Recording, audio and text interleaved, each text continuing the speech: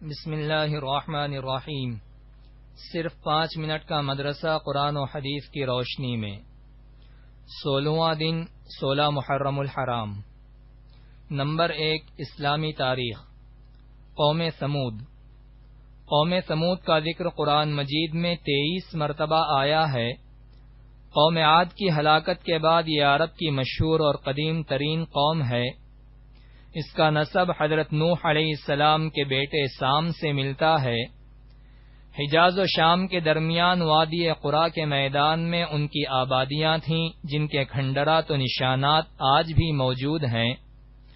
ان کا دارالحکومت مدینہ طیبہ سے شمال کی طرف مقام حجر میں تھا، جسے اب مدائن صالح کہتے ہیں۔ اس قوم کا زمانہ حضرت ابراہیم علیہ السلام سے پہلے کا ہے۔ یہ اپنے وقت کی مہذب، ترقی یافتہ، طاقتور اور بڑی مالدار قوم تھی۔ پہاڑوں کو تراش کر بڑی بڑی عمارتیں بنانا اور سنگ تراشوں کو بھاری مزدوری دے کر بڑے بڑے بت بنوانا ان کی زندگی کا محبوب مشغلہ تھا۔ ان کے دلوں میں بتوں کی اتنی عقیدت و محبت پیدا ہو گئی تھی کہ اللہ تعالی کو چھوڑ کر انہی کی پوجا کو اپنی نجات کا ذریعہ سمجھنے لگے تھے۔ جب اس قوم کی شرک و بت پرستی حد سے بڑھ گئی تو اللہ تعالی نے ان کی ہدایت و اصلاح کے لیے حضرت صالح علیہ السلام کو رسول بنا کر بھیجا۔ نمبر 2 حضور صلی اللہ علیہ وسلم کا معجزہ۔ سب سے بڑا معجزہ قرآن ہے۔ قرآن کریم سب سے بڑا معجزہ ہے جو آپ صلی اللہ علیہ وسلم کو دیا گیا۔ خود رسول اللہ صلی اللہ علیہ وسلم فرماتے ہیں، جتنے پیغمبر گزرے ہیں ان میں سے ہر ایک کو ایسے معجزے دیے گئے جن کو دیکھ کر لوگ ایمان لائے، یعنی بعد کے زمانے میں ان کا کوئی اثر نہ رہا، اور مجھ کو جو معجزہ اللہ تعالی نے دیا ہے وہ قرآن ہے، جس کو وحی کے ذریعے مجھ پر اتارا ہے۔ اس کا اثر قیامت تک باقی رہے گا، تو مجھے امید ہے کہ قیامت کے دن میرے ماننے والوں کی تعداد دوسرے پیغمبروں کے ماننے والوں سے زیادہ ہوگی۔ نمبر 3 ایک فرض کے بارے میں، نماز میں قبلے کی طرف رخ کرنا۔ قرآن میں اللہ تعالی فرماتا ہے، تم جہاں کہیں بھی رہو نماز میں اپنے چہروں کو اسی بیت اللہ شریف کی طرف کیا کرو، یعنی قبلے کی طرف رخ کر کے نماز ادا کرنا فرض ہے۔ نمبر 4 ایک سنت کے بارے میں، شام کے وقت کی دعا۔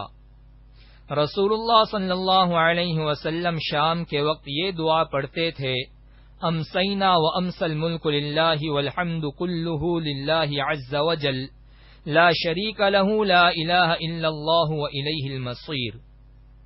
ترجمہ، ہم نے اور پوری دنیا نے شام کی اللہ کے لیے، اور تمام تعریفیں اللہ کے لیے ہیں، اس کا کوئی شریک نہیں، اللہ کے سوا کوئی معبود نہیں ہے، اور اسی کی طرف لوٹنا ہے۔ نمبر 5 ایک اہم عمل کی فضیلت، آگ بجھانے کی دعا۔ رسول اللہ صلی اللہ علیہ وسلم نے فرمایا، جب تم کہیں آگ لگی ہوئی دیکھو تو اللہ اکبر کہو، کیونکہ اللہ اکبر کہنا اس آگ کو بجھا دیتا ہے۔ نمبر 6 ایک گناہ کے بارے میں، تنگی کے ڈر سے فیملی پلاننگ۔ قرآن میں اللہ تعالی فرماتا ہے، اپنی اولاد کو تنگی کے ڈر سے قتل مت کرو، ہم ان کو بھی رزق دیں گے اور تم کو بھی، بے شک ان کا قتل کرنا بڑا گناہ ہے۔ خلاصہ، معاشی تنگی کے ڈر سے بچوں کو مار ڈالنا یا حمل گرانا یا اور کوئی تدبیر اختیار کرنا کہ حمل ہی نہ ٹھہرے، یہ سب گناہ اور حرام ہے۔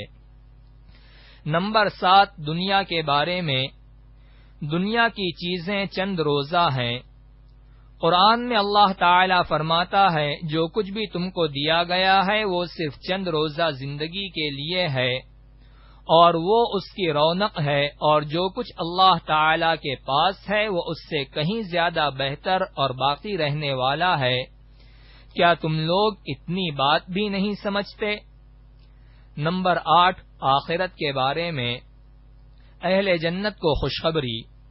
رسول اللہ صلی اللہ علیہ وسلم نے فرمایا، ایک پکارنے والا جنتیوں کو پکار کر کہے گا، تم ہمیشہ تندرست رہو گے، کبھی بیمار نہ ہوگے، تم ہمیشہ زندہ رہو گے، کبھی موت نہیں آئے گی، تم ہمیشہ جوان رہو گے، کبھی بوڑھے نہیں ہوگے، تم ہمیشہ خوشحال رہو گے، کبھی محتاج نہ ہوگے۔